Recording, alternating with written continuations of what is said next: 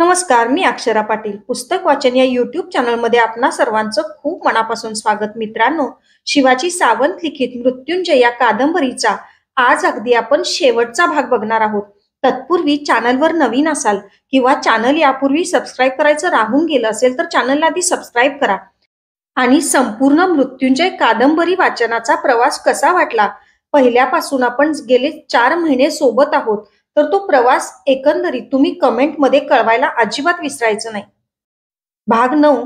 श्रीकृष्ण 14. कर्ण पडला तेव्हा टेकडीच्या माथ्यावरचा मावळणारा सूर्य क्षणभर एकाएकी सतेज होऊन परशुचा आकार घेत दुसऱ्या क्षणासाठीही न रेंगाळता पटकन क्षितिजा पार झाला. सारी पश्चिम अंधुक दिसू लागली. वायू लहरीत चमचमणारे दवबिंदू खाली पडून विरले. चारी दिशा प्रकाशहीन झाल्या. धरती दीन झाली. अश्वत्थाम्यानं आवेगानं पुढं होऊन कर्णाच्या भव्य कपाळाचं दीर्घ अवघ्राण केलं. दुर्योधनानं त्याचा हात घेऊन स्वतःच्या कपाळाला लावला. चित्रसेन त्याच्या त्या निमुळत्या नितळ चरणांवर कोसळला. कर्णाचा दिव्यात्मा ज्या चिरंतन दैदिप्यमान प्रकाश केंद्रातून आला होता त्या तेजोनिधीत परत विराम पावला. तरीही त्याची कुडी सप्राण दिसावी इतकी सतेज दिसत होती. थोड्या वेळापूर्वी कर्णानं चरणार्पण केलेला मुकुट मी उचलला आणि पुनरपी त्याच्या दाट सोनेरी केसांवर हळुवार हातानं बसविला. कुरूंचा 3रा सेनापती चिरनिद्रा घेत होता.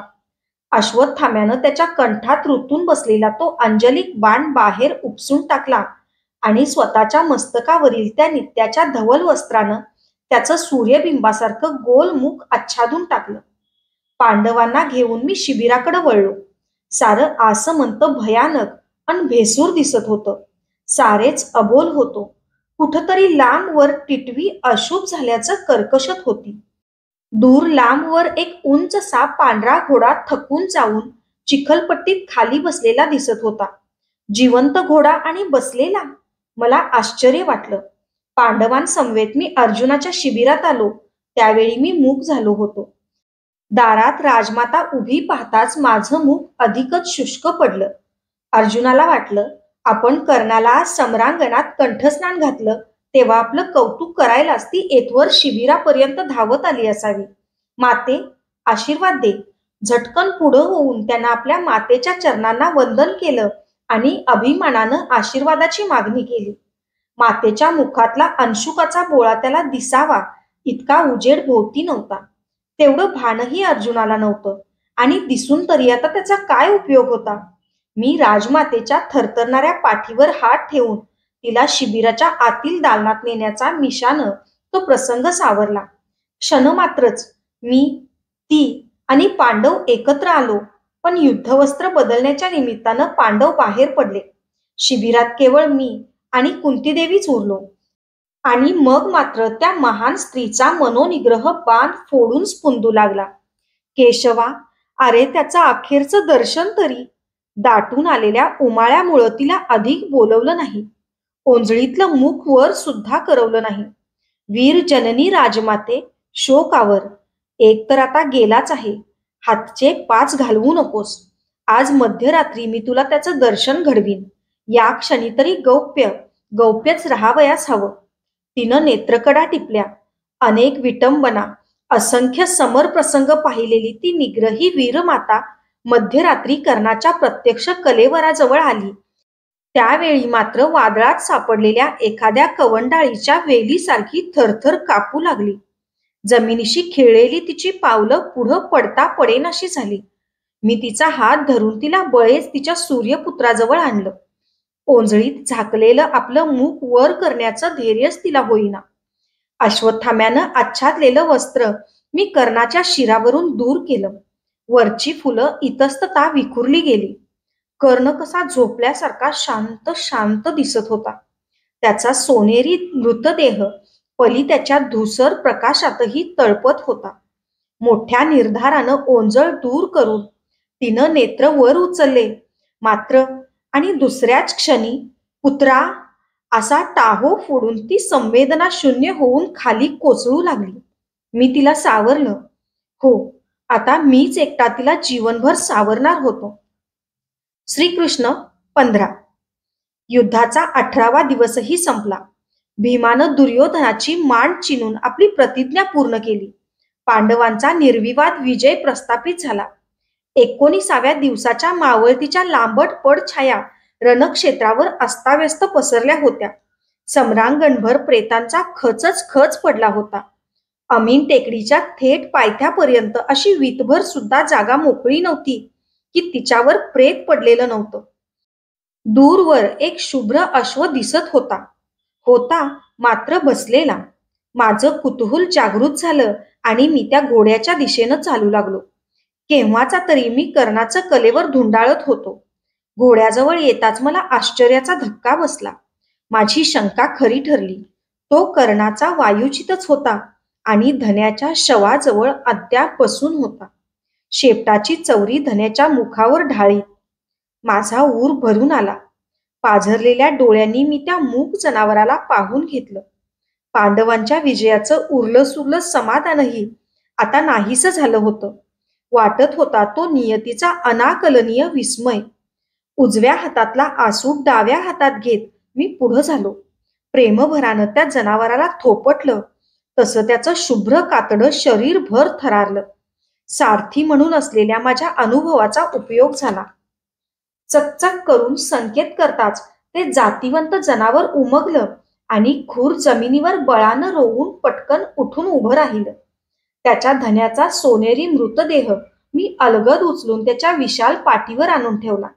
धन्याची अखेरची दौड नीट सांभाळून न्यावयास हवी या काळजीनं तो वायुजित अश्वाता मंद संथ चालू लागला. आम्हाला अमीन टेकडी चढून जायचं होतं. वाटेत मी कृपाच्या शिबिरातून जळणारा पलिता बरोबर घेतला. मी आणि वायुजित टेकडी चढून वर आलो त्यावेळी अंतर्धानीच्या सूर्यनारायणाची अस्पष्ट कोर क्षितिजावर डुंबली. टेकडीच्या या माथ्यावर एक विस्तीर्ण काळा कातळ पसरलेला होता. अग्निसंस्काराचं साहित्य अगोदरच तिथं तयार ठेवण्याची व्यवस्था मी केली होती. त्या कुमारी भूमीवर चंदनाच्या मोळ्यांची चिता रचली होती. वायुजिताच्या पुष्टपाठीवरून मी माझा कर्ण उचलला आणि सरणावर ठेवला. पलिता हातात घेऊन मी क्षणभर त्याचं मुख न्याहाळण्याचा यत्न केला. थरथरत्या हातानं पलित्याची ज्योत लाकडांच्या चवडीला भिडवली. थोड्याच वेळात ज्वालांचे पिवळे तांबडे अग्निपक्षी आकाशात झेपावू लागले. अग्निकेंद्रातून जन्माला आलेला तो आकाशपुत्र जीवनभरची आग पचवून आता शेवटी अग्निमय होणार होता. तसा वायुजित खिंकाळून थैथयाट करू लागला. मी हातातील पलिता खिन्नपणे चितेत फेकला आणि त्या जनावराजवळ आलो. त्याला सांभाळावयास हवं होतं. मी त्याला चुचकारलं आणि त्याची आयाळ कुरवाळू लागलो. मलाही त्याची सोबत हवी हवीशी वाटू लागली. माझं मन सुन्न सुन्न होतं. बधीर मनानं मी चितेकडे बघत होतो आणि वायुजिताची आयाळ पुन्हा पुन्हा कुरवाळीत होतो. एकाएकी तो श्वेत अश्व फुरफुरला आणि कान टवकारून आम्ही आलो होतो त्या वाटेकडं मान वळवून पुन्हा पुन्हा पाहू लागला. शुभ्र वस्त्र धारण केलेली एक स्त्री हळूहळू पुढे येत होती. मी चरकलो. ती वृषाली होती. एकटक, अचल डोळे, अंगावरची वस्त्र ओली. एक एक धीमं पाऊल टाकीत ती येत होती. आकाशकन्येसारखी. तिचे दोन्ही हात जोडलेले होते. इकडं तिकडं कुठंच न पाहता ती थेट चितेजवळ जात होती. पांढऱ्या पाषाणाच्या चालत्या मूर्तीसारखी. खांद्यावरचं अंशुक पडून गेल्याचं भानही तिला नव्हतं. माझ्या समोरून ती पुढं पुढं गेली आणि तडक समोरच्या चितेत शिरली. मी स्तंभित झालो. भान आल्यावर मी वृषालीला मनोमन आशीर्वाद दिला. आसुडाच्या दंडानं तिचं अंशुक चितेत टाकण्यासाठी उचललं.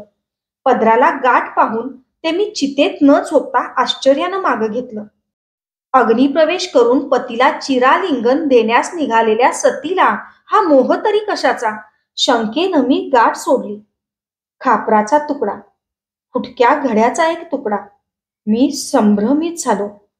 कर्णाचा अंत्यसंस्कार आणि वृषालीचं आत्मसमर्पण यांची स्मृती म्हणून जवळ राहू द्यावा या इच्छेनं मी तो तुकडा चितेत फेकून देण्यासाठी उंचावलेला हात तसाच खाली घेतला आणि तो तुकडा माझ्या पितांबराच्या शेवात बांधून घेतला. आसूड खांद्यावर टाकून वायुजिताचा कंठबंद पकडून मी परत निघालो. टेकडीची उतरण उतरू लागलो. त्यावेळी माझ्या शोधात असलेले पांडव चितेच्या ज्वाला पाहून टेकडीवर धावत येत असलेले मला स्पष्ट दिसत होते. कारण फरफरणाऱ्या पलित्यांची संख्या 5 होती. ते पांडवच होते. पण आता फार उशीर झाला होता. फार फार उशीर झाला होता. धन्यवाद. ज्यांनी ज्यांनी मृत्युंजयचा अगदी पहिल्या दिवसापासून प्रवास बघितलेला आहे, त्या प्रत्येकानं प्लीज मला कमेंट करून सांगा की कादंबरी कशी वाटली आणि त्याचबरोबर माझं वाचन कसं वाटलं. आणि अशाच नवनवीन आणि विविध विषयांवरच्या कथा, कविता आणि पुस्तकांसाठी पुस्तक वाचन बाय अक्षरा पाटील हे चॅनल सबस्क्राईब करा आणि वाचन कसं वाटलं, कथा कशा वाटल्या ते कमेंट बॉक्समध्ये जरूर जरूर कळवा. त्यामुळं प्रेरणा मिळते हो. धन्यवाद.